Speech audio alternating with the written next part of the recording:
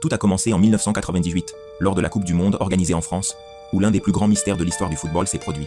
Tout cela a débuté en raison de la manière dont le Brésil a perdu la grande finale de cette coupe, ce qui a suscité des soupçons, des théories et des interrogations de la part des supporters et du monde entier du football.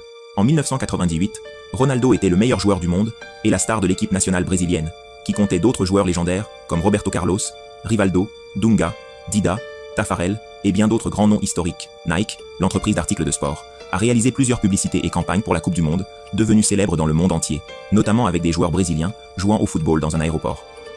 En plus de cela, ils ont également créé des chaussures exclusives pour Ronaldo, le phénomène. L'équipe dirigée par l'entraîneur Zagallo a réalisé une excellente campagne lors de la Coupe du Monde, et en arrivant en finale, Ronaldo comptait déjà 4 buts et 3 passes décisives dans le tournoi.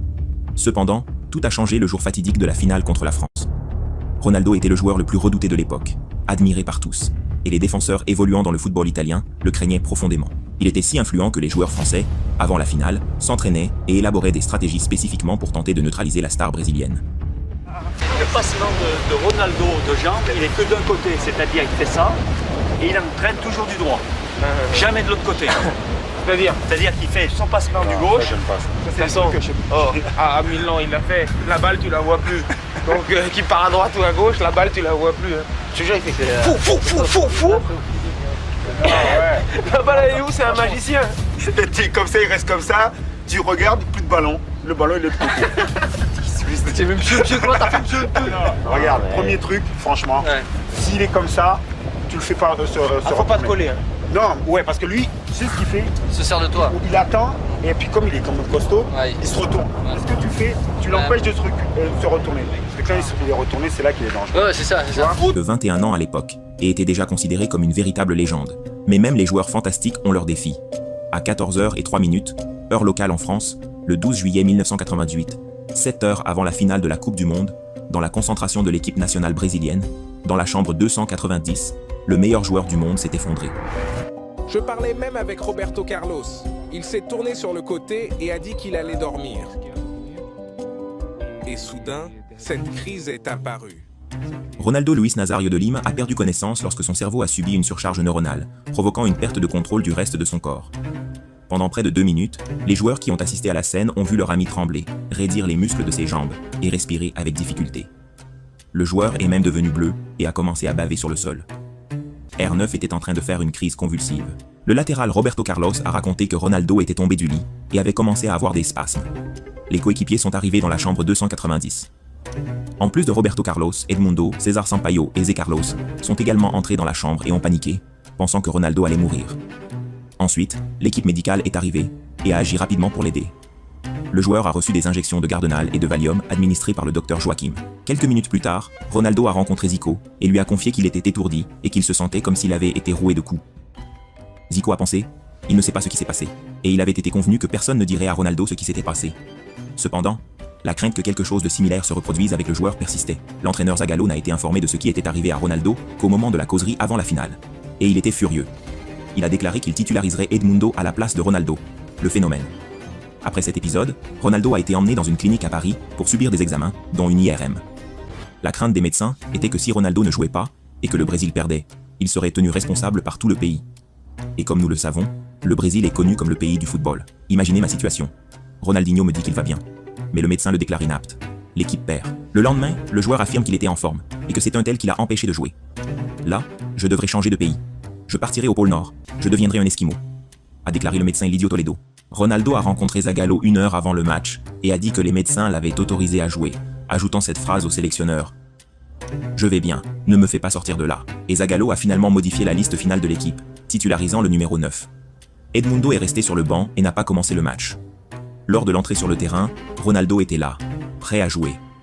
À ce moment-là, la nouvelle de la convulsion de Ronaldo s'était déjà répandue, et les Français pensaient qu'il ne jouerait pas. Ils furent donc surpris de le voir entrer sur le terrain, tandis que tous les regards et les caméras de la retransmission étaient braqués sur l'attaquant brésilien. Il y avait un peu plus de 75 000 personnes présentes au stade. Le Brésil, alors champion du monde en titre, possédait la meilleure attaque du tournoi avec 14 buts, ayant marqué dans tous les matchs jusque-là. En face, une équipe avec moins d'expérience et un seul grand joueur, Zinedine Zidane. Pourtant, on s'attendait à un grand match, mais cela ne s'est pas produit, et tout est resté dans l'imaginaire. Quand le ballon a commencé à rouler, ce qu'on a vu, c'était un match à sens unique. Selon le récit de Didier Deschamps, lorsque les joueurs ont réalisé que Ronaldo semblait réellement fatigué et qu'il n'était pas dans sa forme habituelle. Cela a donné un coup de boost et une motivation supplémentaire à l'équipe française. À partir de là, les meilleurs moments du match ont été pour eux. La France a ouvert le score 2-0 dès la première mi-temps, grâce à 2 actions identiques exploitant le point faible de la sélection brésilienne, le jeu aérien. Les 2 buts ont été marqués par Zidane. Et à la dernière minute du match, l'équipe française a marqué un dernier but et a remporté la rencontre 3-0, un score totalement inattendu qui a surpris tout le monde. La France a ainsi décroché son tout premier titre mondial, et ce, en jouant à domicile. Lorsque les joueurs sont retournés au Brésil, les journalistes ont commencé à les suivre pour obtenir des réponses. Pour beaucoup, l'affaire Ronaldo restait inexpliquée et de nombreuses théories ont commencé à émerger. Certains ont affirmé que le stress avait causé la convulsion, que les médicaments utilisés pour soigner son genou avaient affecté le joueur, et même que les joueurs brésiliens auraient été empoisonnés après avoir mangé un dîner français, organisé par le joueur Leonardo, quelques jours avant le match. Outre ces théories, une version suggérait que les joueurs brésiliens avaient vendu la Coupe du Monde aux Français en échange d'argent, une autre qu'on avait empoisonné la nourriture de Ronaldo. Mais celle qui a le plus retenu l'attention fut la théorie liée à Nike. En 1998, Internet en était encore à ses débuts, une nouveauté mondiale, et il s'est passé quelque chose d'inattendu. Le site de la Confédération brésilienne de football, CBF, a été piraté et une publication a été faite, célèbre sous le nom de « le scandale que tout le monde soupçonnait ». Si les gens savaient ce qui s'est passé, ils seraient écœurés. Cette déclaration affirmait que le Brésil avait vendu la Coupe du Monde à la FIFA et que Nike avait plus d'influence que le médecin Lidio Toledo. La publication prétendait que le Brésil avait délibérément perdu la finale pour obtenir le droit d'organiser la Coupe du Monde 2002, ce qui ne s'est finalement pas produit, le pays ayant en réalité accueilli la compétition en 2014. Ce texte, partagé par de nombreuses personnes à travers le monde, a suscité une immense controverse et alimenté une véritable théorie du complot à laquelle beaucoup ont cru. Cependant, ce texte n'était qu'une fake news. Cependant, certains journaux ont également mené des enquêtes et découvert des éléments encore plus mystérieux. The Guardian, en Angleterre, a publié que le signal téléphonique aux abords de l'hôtel des équipes nationales avait cessé de fonctionner le jour de la finale ainsi que la veille.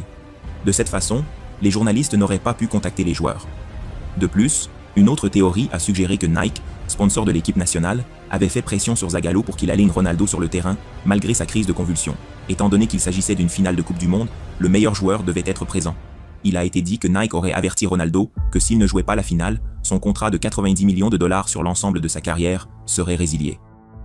C'était un duel non seulement entre le Brésil et la France, mais aussi entre Nike, qui sponsorisait le Brésil, et Ronaldo, et Adidas, qui sponsorisait la France et Zidane. Suite au résultat, les images marquantes qui sont restées sont celles de Ronaldo avec ses chaussures de football pendues autour du cou.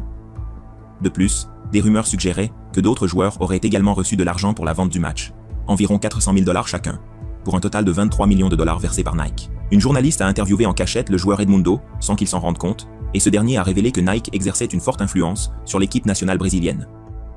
La puissance de Nike est une réalité, mais pas spécifiquement lors de la finale. Il existe un contrat stipulant que Ronaldo doit jouer tous les matchs et les 90 minutes. Les responsables de Nike, je pense, n'ont pas été informés de la situation avant le match. Mais que Nike ait une influence au sein de l'équipe nationale, c'est certain. Il n'y a pas eu d'intermédiaire. La négociation s'est faite directement avec le président et celui-ci aurait pris un pourcentage dans l'accord. Les rumeurs disaient que tous les joueurs ne participaient pas au système, et le doute s'appuyait sur l'action de fair play réalisée par Rivaldo lorsque le Brésil perdait 2-0. Rivaldo avait envoyé le ballon hors du terrain pour que Zidane puisse recevoir des soins, ce qui avait provoqué la colère d'Edmundo. Rivaldo était également sponsorisé par Nike, ce qui a ouvert encore plus de possibilités pour l'enquête. Vous avez vendu cette coupe là-bas à... Et j'ai dit, écoutez, si vous l'avez vendue, je ne sais pas pourquoi, moi, je n'ai rien reçu de mon... Une enquête du gouvernement brésilien sur l'implication de Nike a été ouverte, et une commission parlementaire d'enquête, CPI, a même été créée pour l'affaire. L'objectif était d'examiner l'accord entre la CBF et Nike. Ronaldo lui-même a témoigné devant les députés brésiliens. La première question qu'on m'a posée lors de la commission d'enquête parlementaire était « Qui devait marquer Zidane sur le corner ?» Et j'ai répondu « Je ne sais pas, mais celui qui devait le marquer ne l'a pas fait correctement. » Au final, la commission d'enquête parlementaire n'a rien donné. Un rapport révélait le contrat entre Nike et la CBF.